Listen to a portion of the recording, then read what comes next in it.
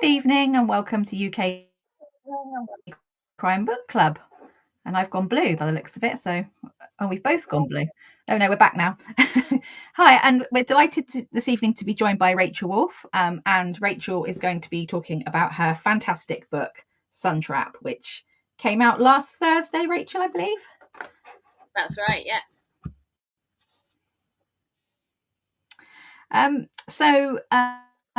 It's a really great summery read with very much, we'll talk about it a bit later, but very much it made me think of Evil Under the Sun, Death on the Nile, those sorts of sort of golden age but set in a contemporary setting. So would you like, in your own words, to introduce the book and yourself? Yeah, absolutely. Hi, thanks for having me.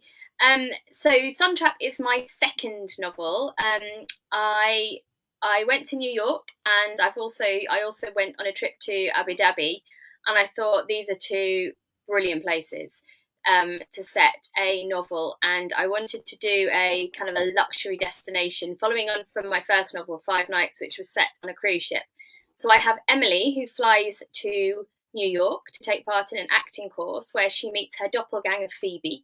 And her doppelgangers usually traditionally bring bad luck, but she thinks, no, this isn't true, because she becomes best friends with Phoebe.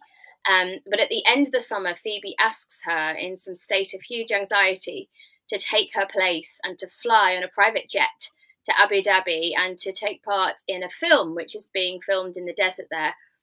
So she has to pretend to be somebody else. Reluctantly, she agrees. She gets on the plane, and on the way over, she hears two people discussing plans for murder. She's already pretending to be somebody else. She doesn't know who to trust, so she doesn't know what to do about it. They finally get to this beautiful, luxurious hotel in the middle of a desert, and they go on a midnight camel ride to watch the sun go down, and it all starts to go terribly wrong.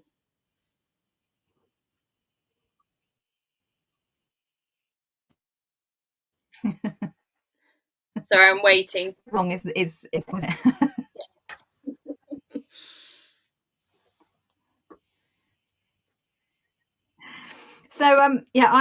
What was the inspiration behind the book? Because I saw in your blurb that you're a travel writer. Was the setting of Abu Dhabi in the sorry? So yeah, I used to work for a travel company, and I went on one of the holidays work trips that I went on. We were setting up a product that was Syria and Jordan. This is many years ago, before Syria became somewhere that you really wouldn't want to go on holiday. And while we were out there, we were caught in a sandstorm, and there was only about 7 of us on a minibus heading into the desert.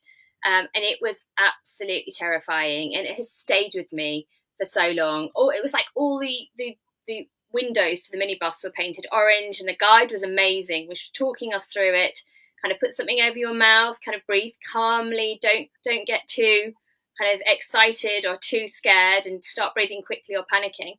And it lasted for quite a long time, and it really stayed with me. So I had that kind of lodged in my head somewhere. And so when I was thinking about what to do next, after I wrote Five Nights, which was cruise ship, I wanted to do something different. So we were in Abu Dhabi visiting friends, and we did this one night at this amazing hotel. And as we were driving into the desert, a gazelle ran in front of the car, and we had to kind of do an emergency stop and swerve the car. And my friend was driving. He lived in Abu Dhabi, and he said, "You know what?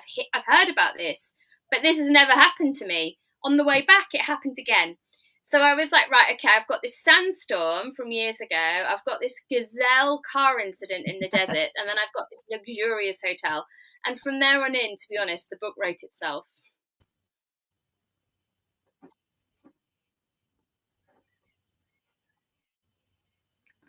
Yeah, I mean, I really liked that sort of setting. I think that sort of Middle Eastern the sand and the desert and the mystery. It really lends itself, doesn't it, to sort of a mystery. And I guess there's lots of possibilities which we find out in the book that can sort of come from that setting. Was that sort of the setting? Did that come quite early on in your sort of planning of this book, or was it sort of latterly? So I tend to write with one image in mind. So I don't really plan. I actually was in New York last year before I started the book, but I knew I was writing the book.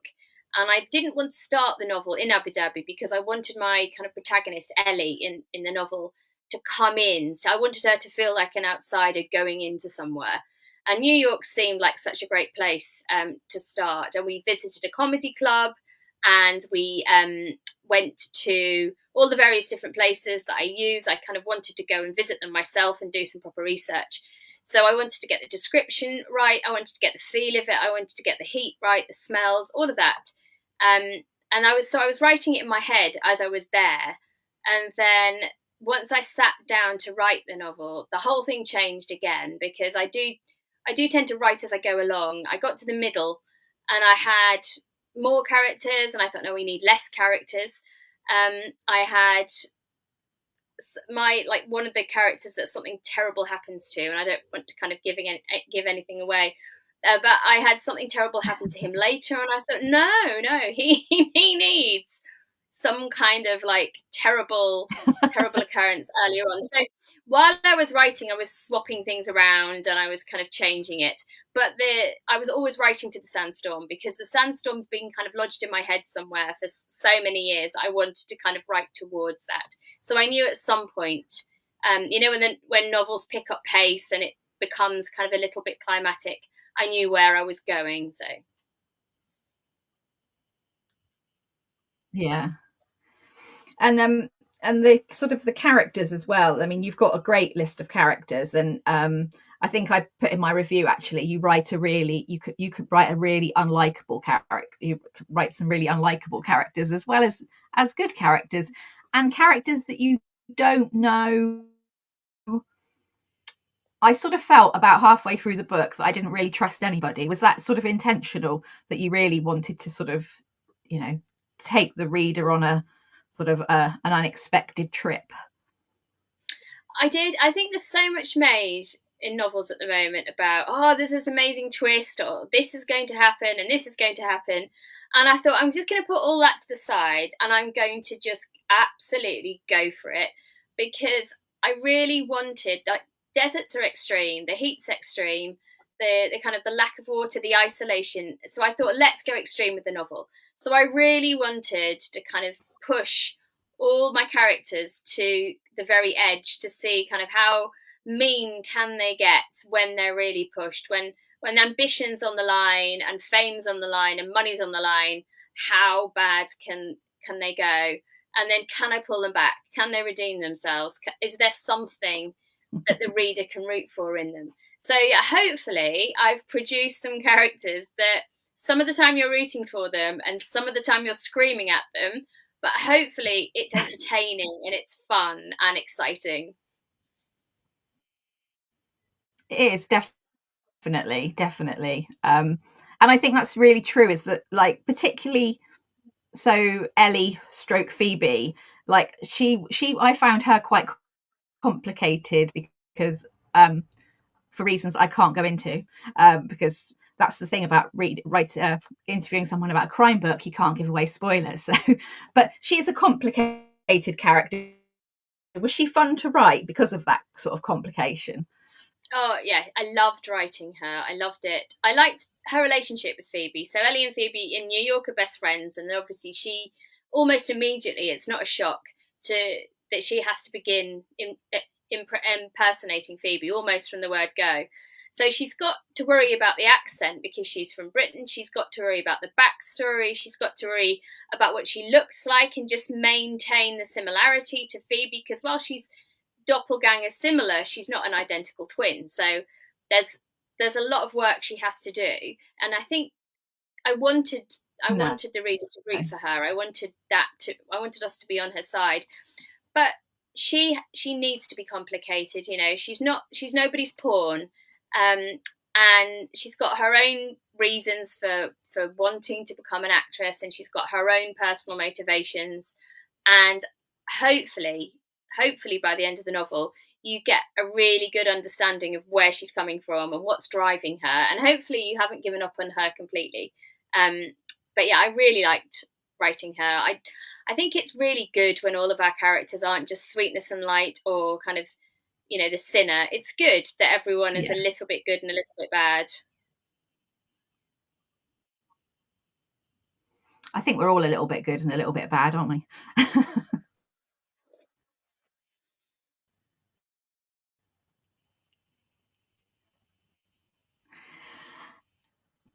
So, what you said you're not really a plotter. What comes first for you in your writing? Is it with this one? Was it character? Were the characters did they form quite easily? Yeah, so I have a cast, an actual cast, because they're a Hollywood film crew. So I have a cast and a couple of members of the crew who get on board this small plane and fly out, and they're meeting the rest of the cast and crew once they arrive. And it was fun putting together my Hollywood superstars. I needed some good-looking heroes and some kind of charismatic. I wanted a really charismatic director, and I ended up with a married couple. I didn't begin with a married couple, but I thought, no, it works better if you've got a kind of everyone's marriage. You see these marriages in Hollywood, and you want to know what's behind them. Like, is it sweetness and light? What's going on? And so they are a troubled Hollywood married couple. So yeah, they're really good fun. They were really good fun to write. I think also like the desert really helps because everyone's pushed immediately to this massively extreme set of circumstances. So that was a lot of fun to write as well. Yeah, I have to say one of the most fun parts of it was researching. So the hotel actually exists. I don't call it the same name because I never want to be sued. But there's this amazing hotel in the middle of the desert, and it is Oh, interesting. genuinely absolutely gorgeous. And we went on a camel ride and we went sandboarding and we did all the things that happen in the novel. And it was absolutely amazing. So it was incredible. So all the things that the characters experience, I got to experience so I could write about them properly. And that was brilliant. That's definitely a perk of the job. Yeah, that's yeah. You didn't want to set it somewhere like rainy in a tent on the side of in Cornwall when it's full thunderstorms like it is today.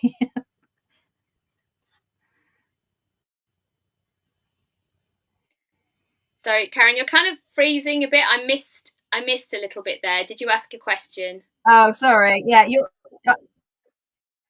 you're freezing too, so it's quite difficult to yeah. So I said you set it somewhere like nice and hot and sunny, rather than sort of rainy Cornwall. Yes, well, I mean, rainy I've written Cornwall's four books. good, but yeah. I've written four books as Rachel Block. I did four detective novels, and they were actually set in St Albans. And they were brilliant to research, but they were quite serious. I talked about mental health in some of them, and I had, in one of them, in Scorched Earth, I had a woman being stalked. The first one I wrote was when I had a very small baby, and it was winter, and I was really claustrophobic. I couldn't get the buggy out in the snow, and everything. The trains were down going into London. So all of these, they were all kind of very, very close to home, and I wrote quite serious issues. And then COVID hit, and I stayed in one place for such a long time. I thought, no, we're going to have a change of scene. So yeah, my novels suddenly became a bit more far flung. And 5 nights I set on a cruise ship because after COVID, after lockdown, when you weren't able to leave the country, but you could still kind of travel round Britain on the boat. We did a 3-day cruise, and it felt like the furthest I'd ever been Yeah. away from home. It was amazing. But I actually caught COVID on the third day and was taken to an isolation deck. So yeah, it was properly claustrophobic and properly isolated by the end Oh of it. no.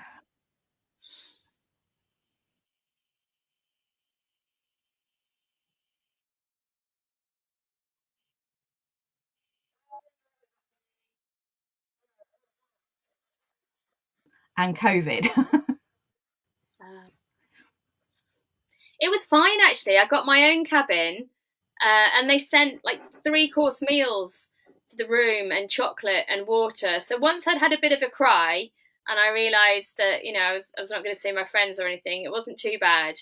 And the cruise was amazing. So I honestly tell you to go and do it. It was a lot of fun.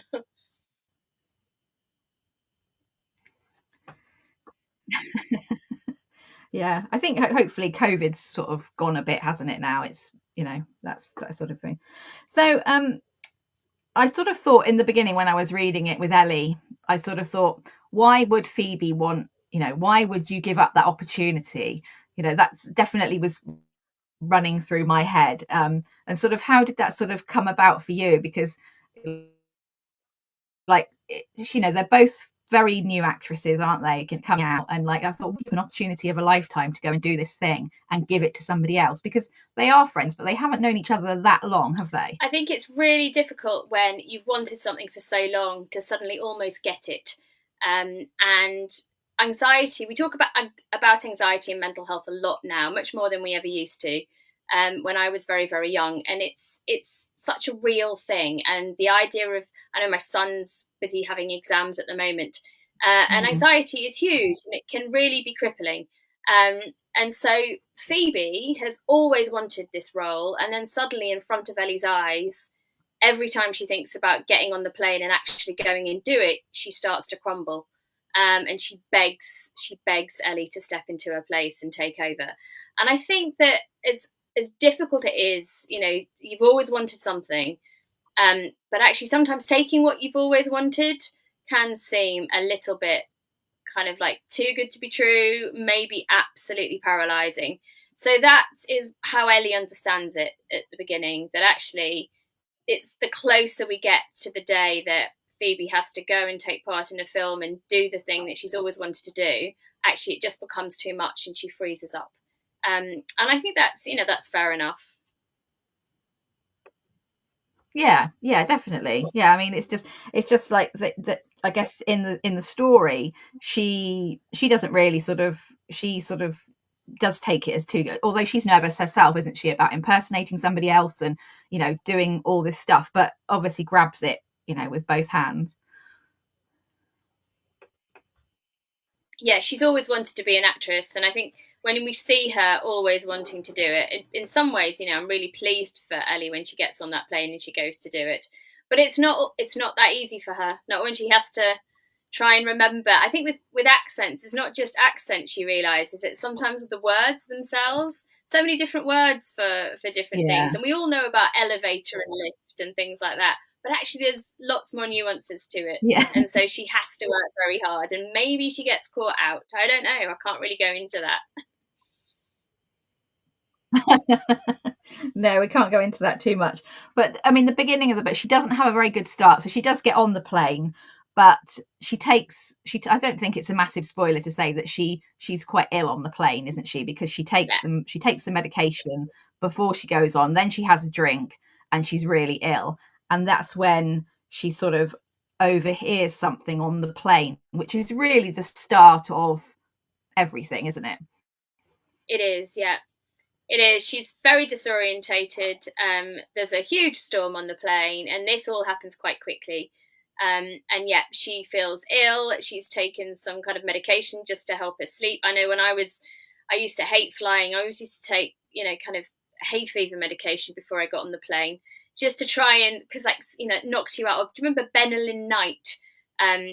Used to just really, whenever you were being on night nurse, all of those kind of things. I used to take. I was going to say day or night nurse. Yeah, exactly. So she takes something like that, quite strong. So she's a bit out of it, and she has a drink, and then the storm hits, so she's really disorientated.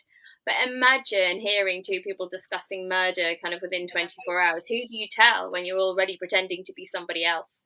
And she doesn't know, she doesn't know who she heard, and there's only about 10 people on the plane.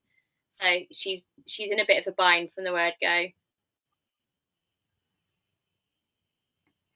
Yeah, it's definitely, I mean, I once I started reading it, I think it's definitely one of those, it's definitely a book I would pick up if I was going on holiday, and you saw it at the airport, it would definitely be sort of that sort of book that you pick up and by the end of day one you finished it, because it's really compulsive reading, isn't it? Was that quite difficult to write that, because the pace is fast, isn't it? Yeah, I edited a lot. So I do edit a lot because I think partly because I don't plan in so much detail to begin with. I get to the middle and I think, okay, I need to go over what I've written. It needs to be tight. So I often delete kind of Yeah. 10, 12, sometimes 15,000 words, and then I go back over it. And then once I'm happy with the first half, then I start the second half. But I really wanted this one to be pacey. I wanted there to be lots of kind of twists and lots of things to keep you guessing. I didn't want the reader to start to feel a bit bored or a bit like, oh, I know what's going to happen. I wanted this one to kind of shock you every now and again. And yes, I kind of wrote it thinking, why shouldn't you have a nice drink and be sat by a beach or on a sun lounger while you're reading it? Because when I wrote it, like I was saying earlier, I wanted to feel like I was away and I was on holiday. So my kind of motivation for writing it was partly, I suppose I enjoyed writing it as much as I would hope I enjoyed reading it in the same vein. Yeah, it's definitely. I mean, I unfortunately didn't read it on holiday. I read it, but I did read it in the sun, which was nice. I read it on a sunny weekend, which it's nice to enjoy those at the moment. But I don't think it would matter. I think actually, even if it was rainy, it would be be equally as good, because it would take you, because it really does transports you to the desert and everything that's going on, because it's so real. Yeah, well, my dad used to work in Oman, which is next to Abu Dhabi. It's only about an hour or so's drive, actually, and so is Dubai. They're all kind of very close together. But I lived there when I was young for a few years, so I kind of knew a bit of the language and a lot of the food Right. and all of that kind of stuff. So, yeah, I've got a real fondness for the culture. So, having said that, I do stay in the desert. You mentioned Evil Under the Sun earlier, and that's one of my favourite novels.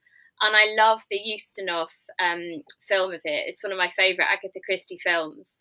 It's brilliant. It's such an amazing production. It's fabulous. I've seen it so many times. So I've kept everyone in the hotel. This isn't a novel where you're winding through souks and all that kind of stuff. It's in the desert, in one hotel, and everything happens in the vicinity of the hotel and the desert, and the vastness and the emptiness. And yeah, I loved it. I really enjoyed doing it. But yeah, Evil Under the Sun, Death of the Nile, they're all evocative in incredibly far off flung places, but lots of the action actually takes place, doesn't it, in the holiday environment? Yeah, definitely, like on the boat. Because I mean, Death on the Nile is one of my absolute favourites. I love Evil Under the Sun as well, but Death on the Nile is I think, yeah, I think it is. I think it is my favourite. I think I'm going to put it out there, because I love the, like you were saying, about the twists and the turns and the, and actually multiple murders, which, I'm not giving anything away, but People do but die. yeah. But it makes me sound like a psychopath, but I do quite like it when you have when you have a lot of murders. It makes it more, it's fine if you do want one, grisly one, and you sort of dissect it if you're reading that sort of book. But actually, multiple murders makes it more interesting to what the motive is. Yeah. Yeah, I think one of my favourite, it sounds terrible, one of my favourite deaths, but it's fictional, so it doesn't matter. I know what you It's mean. in Death of the Nile, when the waitress, the attendant, gets shot because she's overheard Yeah, something, she and overheard somebody. Yeah, and that's kind of really out of the blue, that one. And suddenly she dies. Oh my God, why is she died? And all the theories that you had built up. Because I don't know about you, but I love trying to work out when I'm reading Christie novels. I've kind of read them all or watched the films and the TV shows, yeah. because I used to love Joan Hickson as well. Oh, absolutely. Yeah, amazing, Miss Amazing. Marple. I used to kind of, you try and work it out, don't you? You try and kind Yeah, of try and beat it. I'm going to get there before you do the reveal. But then something comes in left field and you're like, hang on a minute, how does that one fit? So I love the challenge of it. I think that's one of the things I really enjoy writing as well, is trying to put all the clues in. I yeah, don't want it to be easy, but I don't want it to be impossible as well. I want you to think, when you go back, oh, okay, that's why that person did that thing. And then I Yeah. want it to make sense. And I think you have to have that. So, I mean, she was amazing at doing that, the curveball. Like you said, like when someone really out of the blue gets killed and you think, well, why have they got killed? That's nothing to do with, well, I'm going completely in the wrong direction. Yeah. But that's just the red herring, isn't it? Of like being taken in that sort of direction and then, being able to bring it back again, which, that's, you want, as a reader, you want to be surprised. And you do want to try and solve it, but I don't want to solve it as well. I'm like, I want to try and solve it, but I don't, if that makes sense. Yeah. No, I totally agree. I don't mind not having worked it out, but I will always, while I'm reading, be trying to work it out. Yeah. And if I can keep up, and what I don't enjoy is when the reveal happens and you think, oh, there's no way I could have guessed that. I think that's kind of cheating the reader. I want the clues Yeah. to at least be there. I don't mind not getting there myself, as long as like it's not a trick, because otherwise it's too easy. Or if the hand of God swoops in at the end and does something, and you think, oh, hang on, that's cheating. Or somebody that you've like never heard of that was on page 1 for like 5 minutes, and you think, oh, okay.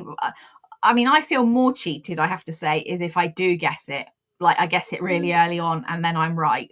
That for me is like, I think because I've read so many Agatha Christie's, and Yeah. I've very rarely got it right, if ever. Did you guess the Sun Trap? I didn't. No, I didn't. I can't say any more than that, but I didn't. No, I had my theories, but they were all wrong. And I think that's what I said about being like the trust. It's like, who do you trust? Because there's so many unreliable people that you think you know what's going on, and then you don't, which is good. I liked it. That's what I liked about it. I think that's why it reminded me of the sort of Christie-esque type, because you think you know where it's going and then it doesn't, and that's, for me, is spot on.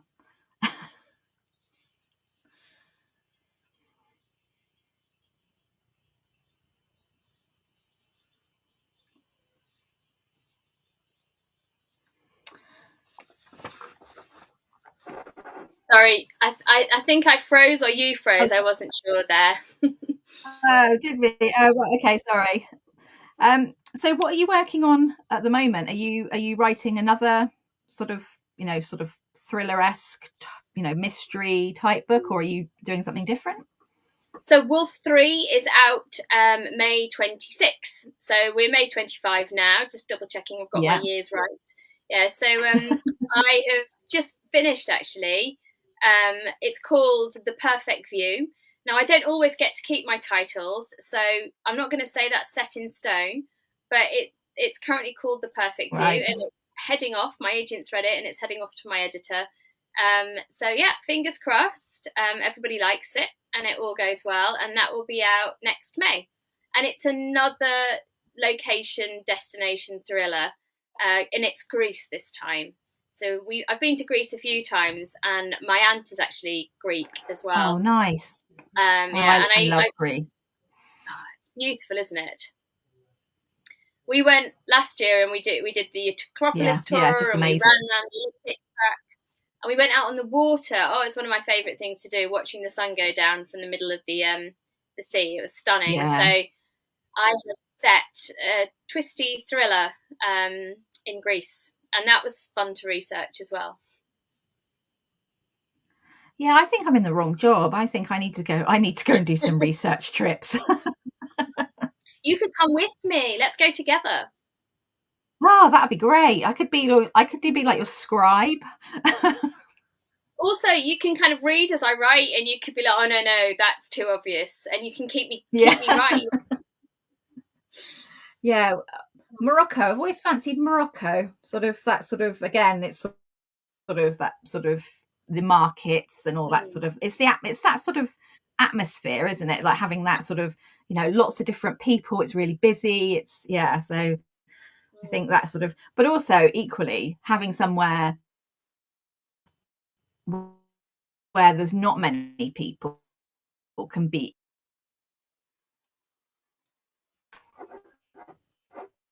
I'm going back to another Agatha Christie. Sorry, you went blank again. Which Oh, book? did Which you? of the Christie? My street. Sorry, I was saying, and then there were none. Oh yes, of course. That's a brilliant one. I mean, that's the classic, isn't it? Isn't that the most widely sold book of all time? Something like that, yeah, Yeah, yeah. I think that's just like that sort of. I'm from Devon, and so I know Burr Island, yeah. where it's supposedly set. But yeah, I could really imagine that sort of, being there. So what was your journey to being published? So obviously you wrote as another writer before these, but so was that sort of, were they, was that was a different type of crime book?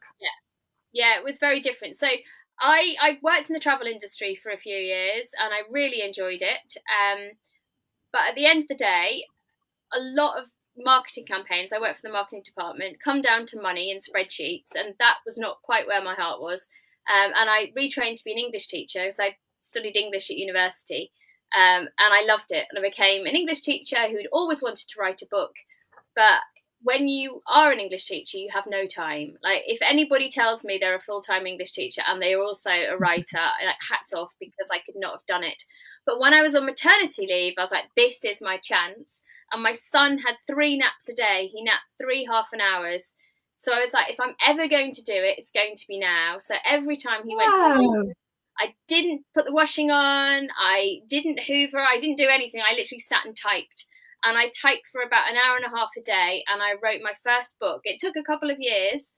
And then I had the book and I wasn't quite sure what to do with it, because I think, you kind of want to write and you write and you think to yourself that no one's ever going to read it. And then suddenly there's this whole book there, and what do you do next? So I actually did a writing course, and by then I had 2 children. One was very young, like a baby, and one was kind of 2.5, 3.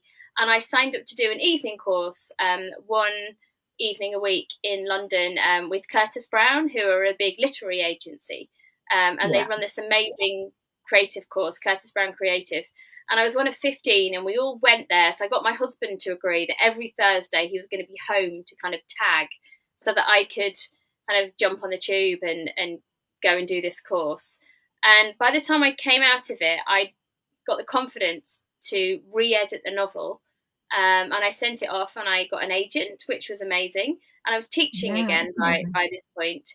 And then when I got the publishing deal, that was when I was able. I was working maternity contract at school, and they were like, "Would you like to renew it?" And I thought, "No, I've just been paid. I've just signed a publishing contract." So I haven't been back since. So fingers crossed, I get to be a full-time writer for the next few years, because teaching is lovely, but it's very hard work. And I really Yeah. enjoy the writing. So that's kind of how it came about. And it was lots of editing, and it was lots of talking to the writing group. It wasn't just doing the course, it was meeting the people who were there to read what I was writing and offer advice and offer encouragement.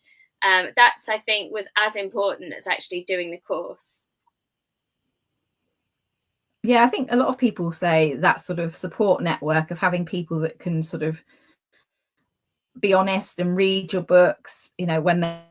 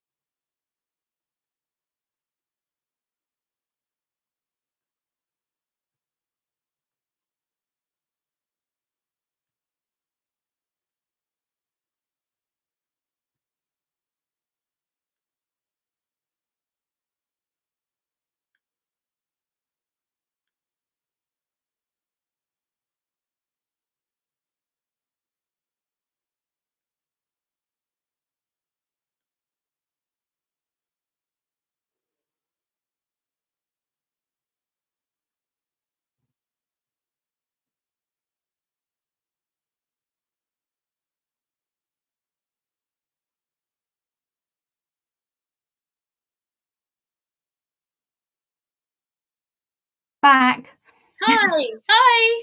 So my internet just died. Yes, I didn't know what to do. I thought, do I just start talking? Have I gone? Have you gone? So I've just stared at It the was camera really for a weird few minutes. you went blue, Mm. but I've got it on Facebook at the same time, so I can see it, and I could see that I'd gone blue, which was really weird because you'd gone blue on my screen, but on Facebook I'd gone blue. So I should sorry have about carried that. on talking. Yeah, my I didn't know internet what to completely do. died. Yeah. Anyway, hello. It's fine. We're back now. Hello.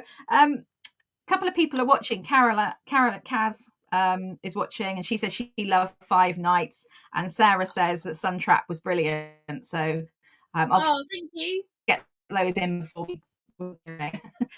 um, so you've got so it came last Thursday. You said we said before you've got a few of coming up.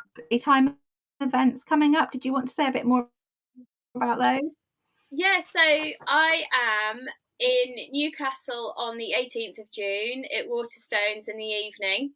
I am on the 19th of June in Durham Waterstones during the day signing. On the 7th of June, sorry, I haven't got it in front of me, so I'm flipping around in my head. On the 7th of June, I am in Southwold. On the 25th of June, I'm in Manchester. And there's a few other libraries as well that I'm doing that I can't quite remember. And Sophie, my amazing PR woman, will kill me for not having this in front of me.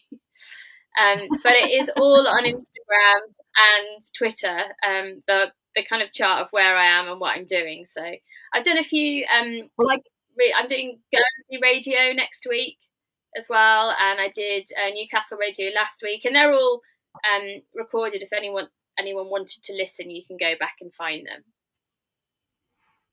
Excellent, because I can share your Instagram page, or so if anybody wants information, they can sort of have a look afterwards on the chat. So yeah, so I was before it knocked me off my flow when we disappeared. So so who inspires you? We talked about Agatha Christie, but who else has inspired your writing?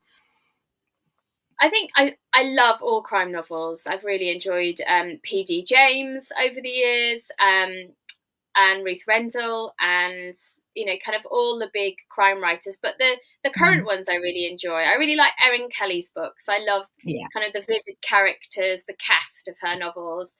She writes characters so well, doesn't she? And you're really invested in them. And they're not kind of the Sun Trap's one very particular kind of novel where there's a relatively high body count and it's far flung and it's lots of fun. Whereas I also really enjoy the crime novels that feel much closer to home and feel like they could happen to you or they could happen to the person who lives up and down your street, which is it's not 5 Nights and not Sun Trap. They've got their own place, but so does like the domestic thrillers as well. And I love all of those. There's been a real kind of spate of amazing books recently, haven't there? We've been written about women at home or what's happening behind closed doors, and I've really enjoyed all of that. There's loads of podcast crime novels as well at the moment, aren't there? One of my friends, Heather Critchlow, writes a really great series with Cal as a true crime podcast investigator, and I love that one as well. That's really good. I think there's so much, isn't there, like inspiration and out there to sort of be able to sort of have your sort of niche or whatever that might be. So like there's a lot of, like you say, there's been a lot of books about sort of houses, sort of big houses, and I'm thinking of like Lisa Jewell and like the trying to think of the other the lady that writes the really sort of really I'm gonna have to think. Is it Louise Candish? Yeah, her as well. But I always put people on the spot and say this, and then I can't remember myself.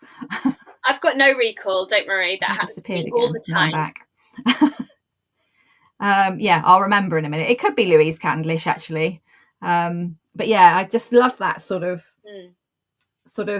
almost to the point of it's a bit unnerving, isn't it? It's a bit spooky, Yeah, sort of, because it is close to home and it could happen to you. And I mean, I love like that escapism novel, like like yours was.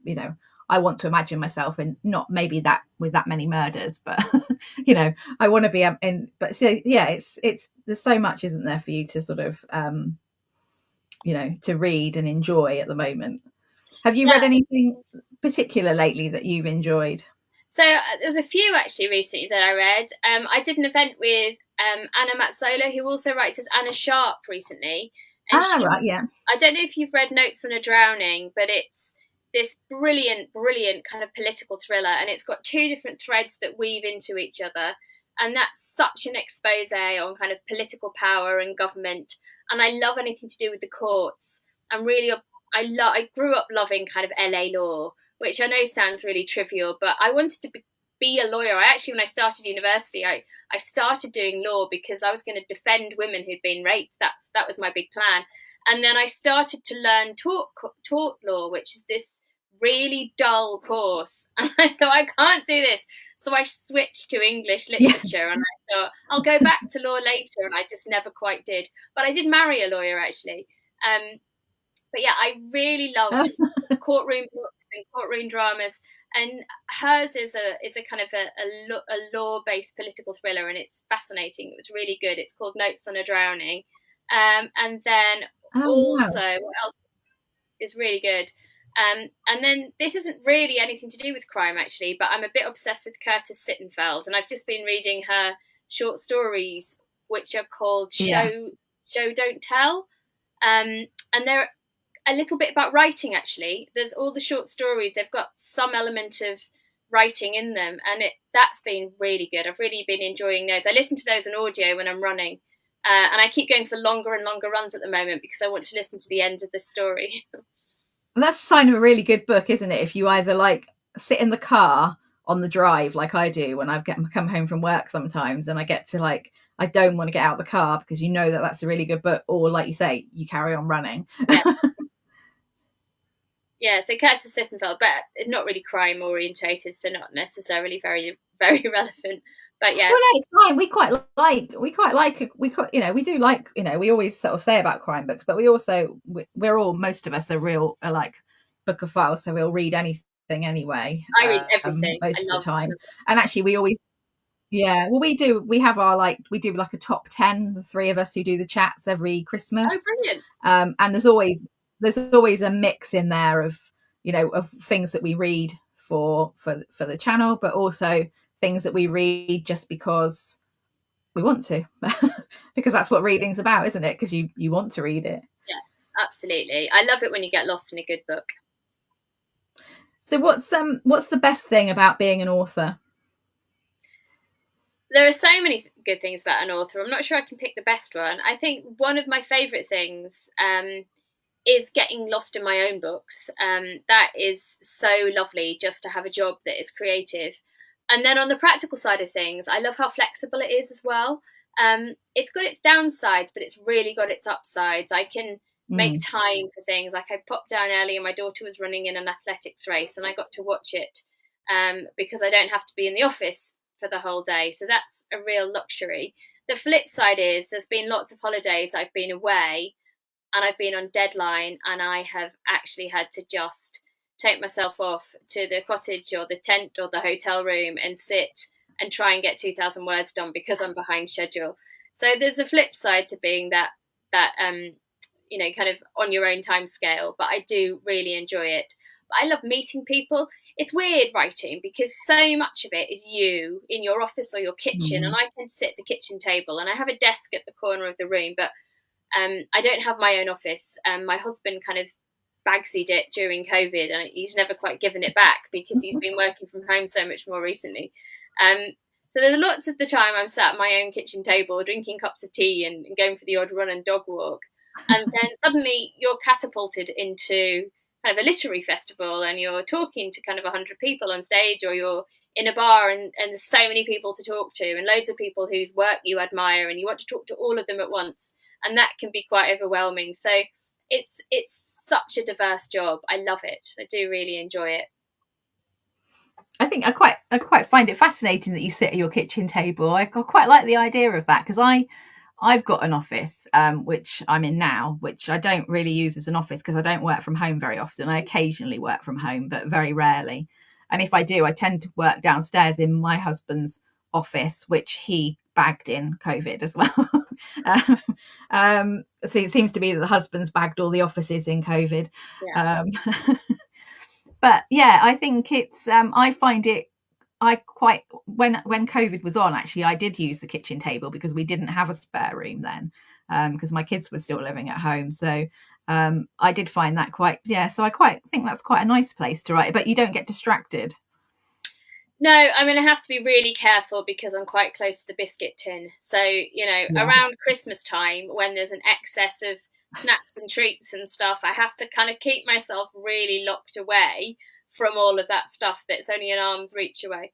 But no, I enjoy it. The dog's in the room, and he's really annoying every now and again. There's a squirrel outside, and I lose like there's a 10-minute barking marathon goes on. But other than that, it's quite nice. I like being at home. I'm really lucky in that I've got lots of lovely friends who work from home as well nearby. So we often meet up for coffee. There's quite a few writers that we get together and we have coffee that live quite close to me. And then you kind of feel like you're at work, but you're kind of on a coffee break at work rather than yeah, just kind of you're skiving off. So it's quite nice. And I'm so close to book launches in the centre of London that yeah. That's really, yeah, I'm really jealous of that because in Devon we don't. I mean, we've got some good festivals, but for to going for a book launch for me is it's a mammoth trip. It's a 4 hour round trip. Yeah, I know. I am really lucky actually. Proximity to London is brilliant. We used to live quite central and we've kind of moved out slightly. But yeah, it's so good that, I'm off to two next week. There's two book launches happening next week, and then there's an event in my local Waterstones that I'm going to as well. So that's 3 nights next week. I'll be out seeing writers and listening to talks. It'll be brilliant. Do you find that sort of helps with your writing? Do you sort of think that sort of, because I know people will say that, actually quite a lot of research is just being around other people. Yeah, I think it does. And also sometimes that whole being locked away at your own desk, in your own space Yeah. can stall you. Sometimes I need it to power through and I don't want Yeah. any distractions. It depends what kind of zone you're in, but sometimes you can get a bit stuck, and listening to other people talking about writing, about what helps them, can suddenly kind of fire a bit of a spark, and it can reignite your own process. In the same way, Yeah. I have certain books that I'll go back to read just to remind myself of where the kind of tone I'm striving for. I know Anna Bailey's Yeah. book that she brought out a few years ago, and that's totally leapt out my head. Tall Bones, is it Tall Bones? Her novel, her first Yeah, novel. there is. Yeah. I think it And is there at all. Yeah. I think it's Tall Bones, but don't quote me. I will Google Anna Bailey later, and I'll be cross with myself if I've got it wrong. But there's she does small towns so beautifully. So when I'm wanting to go for that kind of claustrophobic, kind of bigger cast, but feeling locked in somewhere, then Yeah. there's some beautiful passages in there, and then there's some great writing out there. It doesn't always have to be kind of Agatha Christie and Ruth Rendell. There's so much brilliant contemporary writing, and I go back to it and I go back to it, and listening to those writers talk about their work really helps as well. It's nice to feel kind of inspired.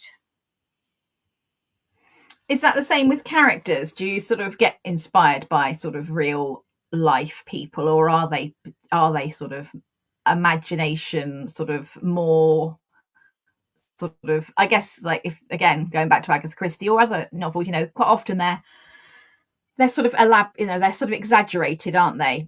People are not always that awful. But some Let's people hope are, I not. guess. Um, I do. I think what I do is I take characteristics rather than people themselves. So I don't take one person and put them on the page. But I used to have a flatmate, for for example, who wasn't the tidiest of people.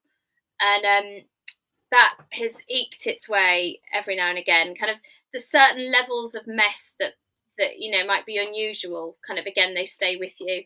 I remember being in a meeting with someone, and somebody's jaw, kind of top jaw, didn't move at all. Their bottom jaw just went up and down every time they spoke, and I couldn't take my eyes off them. So that went into one of the characters in one of the novels. So it's not so much people, it's those distinctive characteristics that you are fascinated, that draw you in. Because when you're writing characters, you want people to pick up on who they are within a few sentences. So it needs to be some kind of extreme characteristic that's still a characteristic of a normal, living, breathing, believable person. But it needs to be something that, kind of throws out who they are without having to do a whole page of description.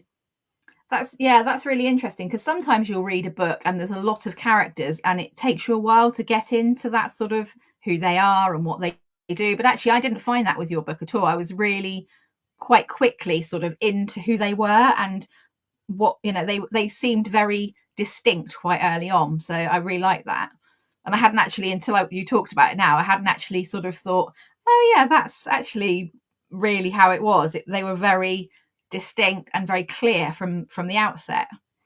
That's good to hear, because I try really hard to that. I want readers to know. I hope that readers know who my characters are very quickly, because otherwise, sometimes I think when I was writing the series and I had D.C.R. Martin Jansen in all 4 books, and I didn't want every time he came into a new book for me to repeat all the same stuff about him. Yeah. I used to be obsessed with Sweet Valley High when I was young. I remember those. Oh, they were brilliant. I loved them. But every time Jessica and Elizabeth were mentioned, there was exactly the same paragraphs were kind of spouted off. And it used to really annoy me.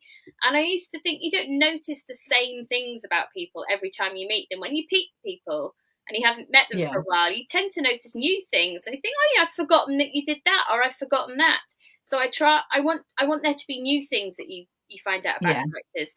And I think with series, that's really important. The Wolf books are very standalone, like there's no crossover at all, so it's not so much of an issue. But the same level of character leaping off the page needs to work. So you've disappeared again. Oh, there, you're back. I'm gone. It's the big reveal. Yeah. It's terrible. I don't know what's going on my internet tonight. There's storms happening everywhere outside at the moment. I think that's probably what it is. It could be that. Yes, it could be actually, because it's not normally this glitchy.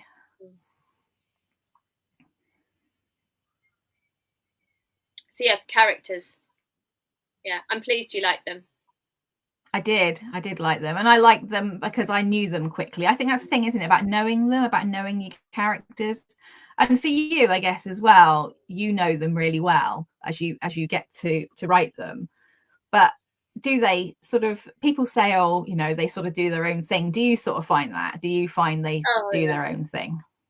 They really do. I found myself, honestly, sometimes, and I don't want to go into this because I know people get very sensitive about animals in novels, but in one of my novels, I found something awful happening to a dog. And it was like not something that I'd planned. And I was reining it back, this is ridiculous. And we took control of it. But sometimes out of nowhere, somebody does something on the page. I remember one of my characters died, and I was not expecting this at all. And I'm writing the scene, and honestly, I really like this character. It was in Into the Fire, one of my Rachel Block books. And one of my favourite characters in the novel, suddenly out of nowhere, he died. And it wasn't in the plan, but he had to die. And I remember stopping and thinking, I've just killed him. What have I done? I emailed my editor at the time and I said, I've just killed. And I don't want to say the name of the character just in case. And she was like, well, that's fine. That's just fine. Because you haven't read them, yeah. But I was really kind of invested in him, and I couldn't believe that he died. And if I was a planner, there's no way that would have happened. But no, out of nowhere, he did. He died, and it's it's super sad when these things just happen. But obviously, it's all just made up, and none of it's real. So we're all good. No, But the thing is, as well, is that I always think if you're surprised as a writer, you really feel that as a reader. That if you, because I think it's not contrived. If something happens out of the blue and it's really unexpected, and then you speak to the authors, like I'm lucky to, and they say, yeah, well, that was actually really out of the blue. I mean, that makes it even more like, you're like, wow, yeah, I can tell that was like really, like, because I think sometimes it can feel contrived, can't it? Yeah, I think it can. And I think for a number of different reasons. I think sometimes if you read the same author in quick succession, my kids do this, they get into one author and then they want to read Yeah, all the books in the series. And I have to say to them after two, like, stop, read something else, because if you carry on, you start to, yeah, it sometimes can feel a bit yeah, stale. And it's not that the books are stale, it's just that no, you have ended up in it's, you can't watch the same program for like 6 months, can you? You need to no, keep things fresh. So yeah, if you're yeah, reading a book every week, every couple of weeks, sometimes some people takes them a month. You can't kind of read the same author for 6 months. It does start to feel stale. You have to be fresh and change up. And I change genre all the time as well. I got really into Emily Henry recently. yeah. She writes romance, and that was Oh, a yeah, lot of she's fun. great. I love her book. Yeah. Yeah, yeah. I'm reading a book set in by Emma Cowell, set in Greece at the moment. We were talking about Oh, Greece, amazing. and it's completely different to what I would normally read. But I'm absolutely loving it because it is so different to what I normally read. So yeah, I'm all for like a change as well. I mean, as much as I love crime and I read predominantly crime, it is nice to have, a little change up every now and again. It is. It really is.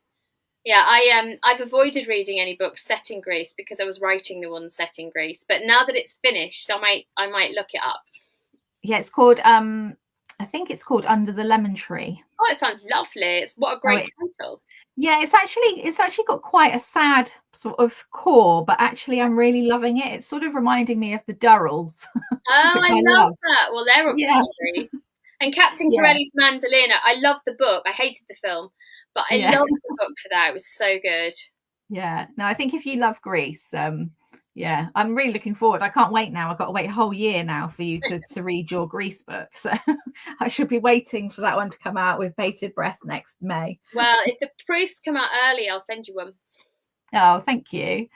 Yeah, I mean, I think, yeah, I'm really excited about that. And I'm hopefully that your next few weeks will be really exciting with events. And I'm sure this is going to be definitely like one of those books that you're going to see around the pool on holiday. People are going to be reading it. I'm a real sucker for that as well, going around the pool to see what people are reading. Oh, You me don't get it too. so much with Kindle, but I love it. I love to see, oh yeah, Jeffrey Archer, some of the you see, you just go around and see, oh yeah, there's another man reading a Chris Ryan, or it's quite interesting. Quite it's a bit of a sort of people watching exercise for Yeah. book people, I think. Well, thank you so much for joining us, Rachel. I'm sorry about the glitchy tech, but I think we've got there. It's 8 o'clock, so I will let you go. Thank you to everybody for watching. Yeah, thanks for I think watching and Kaz thanks for having me. thank you. Kaz and Sam have got some more events booked in for this week. So we'll see you all again soon. Thank you. Thanks so much. Thank you, Rachel. Thank you.